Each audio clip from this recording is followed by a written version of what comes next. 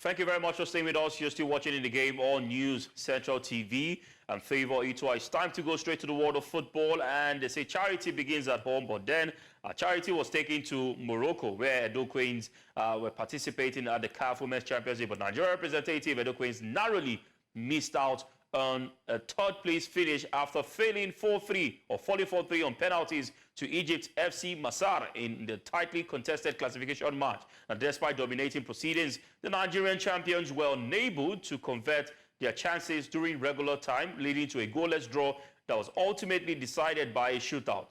Reflecting on the performance, coach Moses Aduku expressed pride in his team despite a heartbreaking defeat. As a result, Edo Queens take home $300,000 in prize money, while FC Masr earned $350,000 for securing their third place.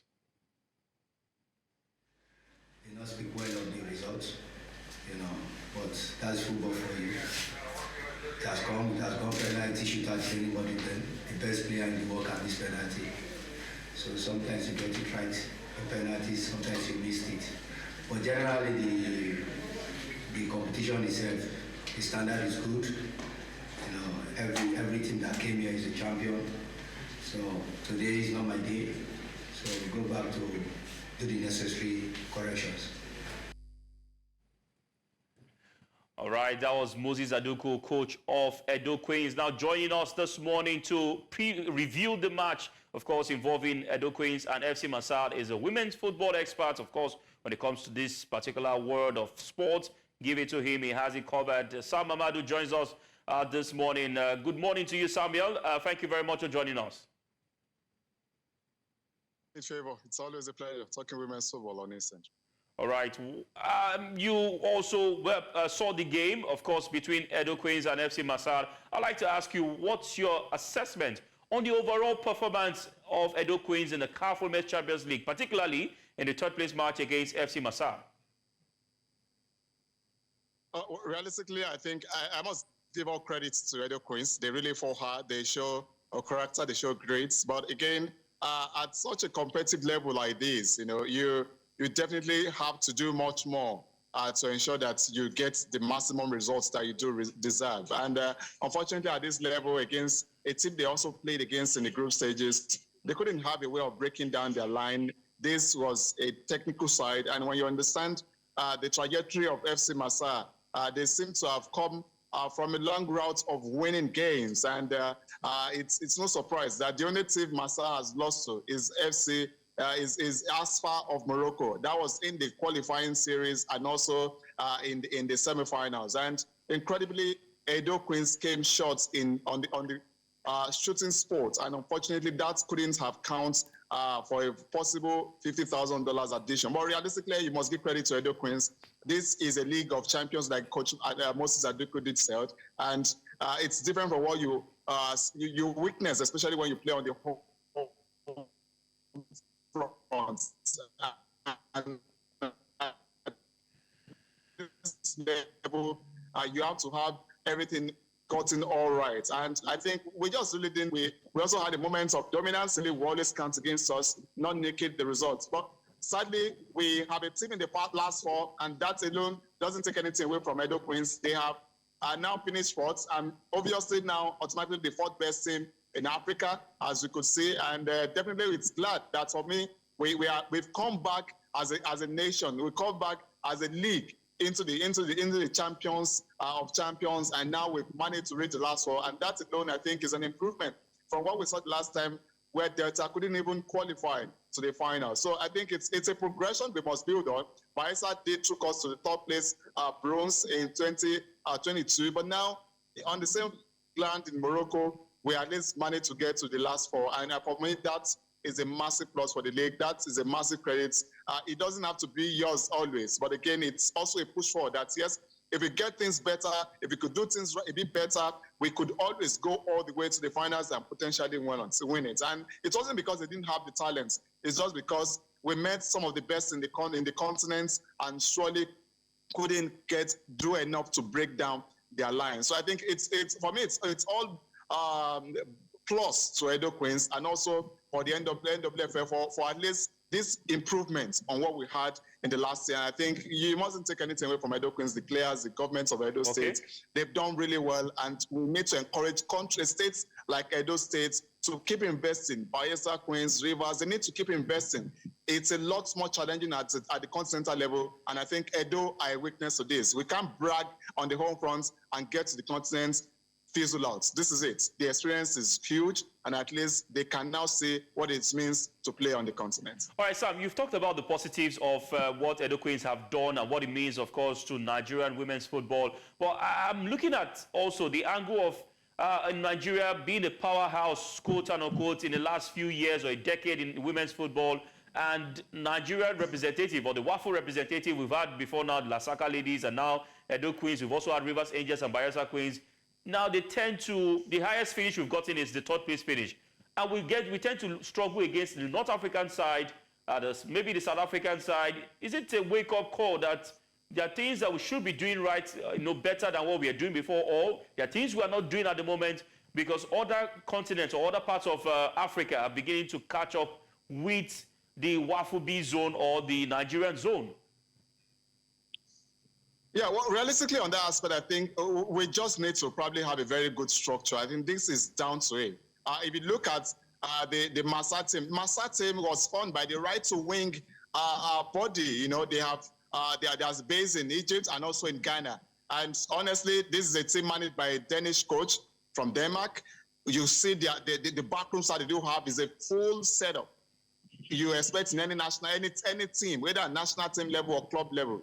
And when you have such, it's not in a situation whereby the coach is the psychologist, the coach is the this, the coach is that, the coach thinks about everything. No, this is a setup that makes huge impact in how a team should look. And little details are always been taken care of. You will talk about the team, what the team eats, nutritionists and everything. These are what you have in a full setup. These are structures we don't have.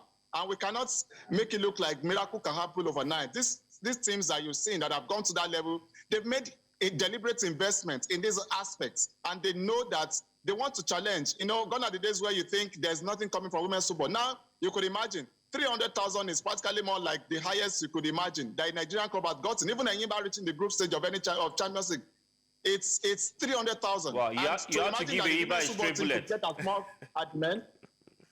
So this tells you that we must deliberately make investments in the women. You are not spending that much in the men, but you are getting more than what you get from the men in the women. So this is a wake-up call for all states, for all clubs, the Remos, the private teams, to look deliberately on how to make sure they set up their team wisely, have a very solid base. Look at as far we're training all through. In the last camp, at least I was privileged to be in Morocco 2 years ago. They were training at the massive edifice of the Mohammed VI complex.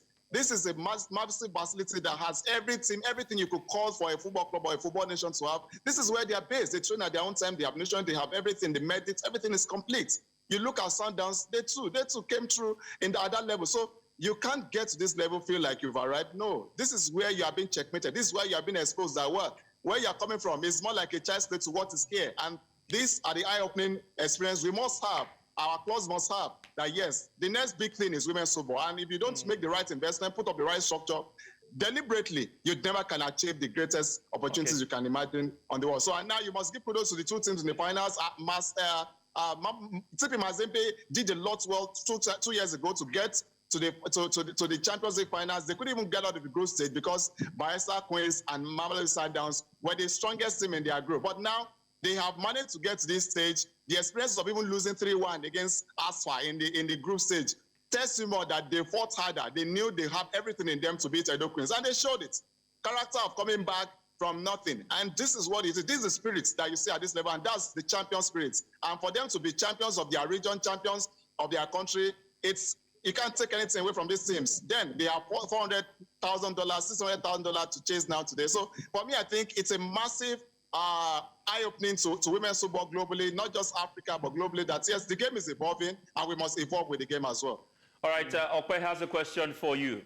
Sam Ahmadu, thank you so much for the insights that you've given us so far. But, let's talk about what Edo Queens could have done right. They faced Masr earlier in the tournament. It was also a 0-0 draw. I felt like Moses Aduku could have learned from that and found a way to probably set up the team in a better way. Also against TP Mazembe, I think there were a few issues that, he could have tweaked for us to have gotten a bronze medal. One in particular is the use of Ija Milusi. I mean, I know she can play as a striker, I know she can play as a winger, as a midfielder, and a right back, but consistently changing her position in the team, I don't think it works well. Because, I mean, when she made her debut for the Falcons, she scored a hat-trick. So why not just play her as a striker instead of consistently moving her position and, consistently changing the team and not sticking to one formula that would help you to be successful for the entirety of the tournament? Well, for me, I think when you speak on a player like Folasade Jamilusi, this is a player that, fortunately, I was probably in the picture of seeing her get involvement, especially at the youth level of the national team. And her involvement with the under-17s, that was 6 years ago. And she was practically one of the best players I would had, even in the 20s, under the, which was captain, the team captain, by our now captain of the Super Falcons, Rashida Ajibade. She was our best player, even though Rashida was the captain. But notwithstanding, she had a lot of setback, but she's been back on the scene, and at least she's been doing well. At least imagine the top scorer of the league, and now taking it to a new, different club, a different setup, a different coaching environment. Surely you should imagine that adaptation would be a factor. But this is a player that played as far back as 2019 in the Super Falcons against Algeria in the qualifiers, against Cote d'Ivoire in the qualifying series for the Olympics 2020. So she's not new to the international scene, but again, it's always come down to tactical approach of the coach. And I always find it difficult to criticize a coaching plan. Why? Because some attempts or some strategy could work for you, and why others may not. And unfortunately, I believe and I agree with you that Ija Milusi has never been probably well utilized. The strengths of Ija Milusi has never been well utilized by the Edo setup, but notwithstanding, I think they made the best of her, at least getting to this stage, and we must give credit to the whole team for what they've achieved, and not just trying to make it look like an Ija Milusi factor. But I think definitely we know how, we know the strength and capacity of Ija Milusi. We know what she can bring to the team, and definitely we believe she can always get better, especially knowing that she only just joined Edo Queens a couple of months ago. So I think we just need to give these teams a pat in the back and just see how they can keep improving. Everything about coaching, everything about football culture can never happen overnight. It takes a process, and one must also follow through this process to achieve whatever results you want to. All right, Sam, you'll be giving us, the review and what to think of from the CAF Women's Champions League. Let's quickly take you through the results and, of course, what to expect today. In the third place match, it was goalless. Well, Edo Queens lost via penalties 4-3. And later today, we get to see Asfar Rabat of Morocco and TP Mazembe would battle for the coveted trophy. I mean, $300,000 for Edo Queens. That's close to 500 million in Naira right now. So it's a massive amount of money given to Edo Queens. We hope they can use it well. Let's quickly move on to the Super Falcons of Nigeria and give you updates from the CAF draws. Nigeria Super Falcons have been drawn in Group B of the 13th Women's African Cup of Nations WAFCO finals, where they will face two North African teams, Tunisia and Algeria, alongside Botswana. Now, the tournament is set to take place in Morocco next summer. Coach Justin Madugu's team will look forward to renewing their rivalry with Algeria's Green Ladies, having secured dominant victories of a 2-0 victory and a 4-1 in two friendlies matches played in Nigeria last October. The 12-nation tournament will run from July 5th to July 26, 2025. Sam, on paper, it looks like an easy draw for Nigeria. Absolutely, it's what you always expect when you get draws like this, and I think why I will feel we're pretty lucky. I want to admit that it's a tricky one, but notwithstanding, you don't expect us not to get through from a group like this. Obviously, Algeria is a familiar foe based on the experience we had facing them a couple of weeks ago, and Tunisia too, another emerging side. I know quite a number of players in that setup. Not also ignoring an emerging and solid side in Botswana, who we transfer one 2 years ago in the group stages. So I feel it's a very tricky one if you ask me. But again, I think the quality of team, our players will be taken to this tournament, and also the energy from the players will also be one major factor. And the joy is, I hope we have someone like Justin Aduku in charge to take this team to the tournament, and definitely I can begin to dream of good opportunities to come. And definitely we know we still have a couple of time to assess him, and we have games coming up, especially from the France friendly. And the quality of additions that we're having on this team gives you a lot of positivity that The best is yet to come for the Super Falcons, and definitely we can improve across ranks, both blending some of our experienced foreign-based players and improving and quality home-based professionals. All right, before I let you go, can we win it again? The last time we got to, we played the third place match. I think we lost a third place, but we finished fourth at the last WAFCON. It was all about Morocco giving us that, defeat, playing 10 against 11, and then the finals. I beg your pardon. South Africa won the finals, and this time around, do you think we can get back that trophy from South Africa?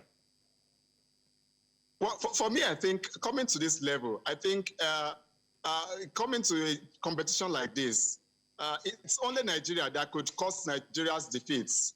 Our loss will only come from us.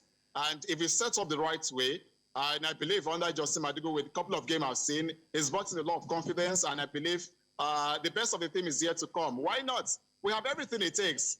The African Women's Cup of Nations is for Nigeria to win, and it's for us also to lose. But losing it is losing it by our own hands. And it also relates to the approach, the strategy, and also the mentality we build around the team. So this is an aspect, this is several aspects that we need to work on and be sure that, yes, why not? Aduku, if he's get to take this team to the tournaments, he has seen it all at that level. He was involved in 2015 when the team was re-engineered. He was involved also in 2018. And even though he couldn't be part of a winning team in 2022, most definitely the experience of being part of this setup for over 12 years would definitely be a factor going to this edition. So believe me, I don't think anything will stop us reclaiming the title and also winning a potential 10 African title, which is a La Decima under Coach Jose Aduku. I have no doubts. It's hard to win. All right, La Decima, we hope the spirit of Real Madrid will rub off on the Super Falcons of Nigeria. Thank you very much, Ahmadu. It was an interesting time talking women's football with you. Thank you. It's a pleasure. Thanks for having me always. And definitely, anytime, any day, it's always a pleasure.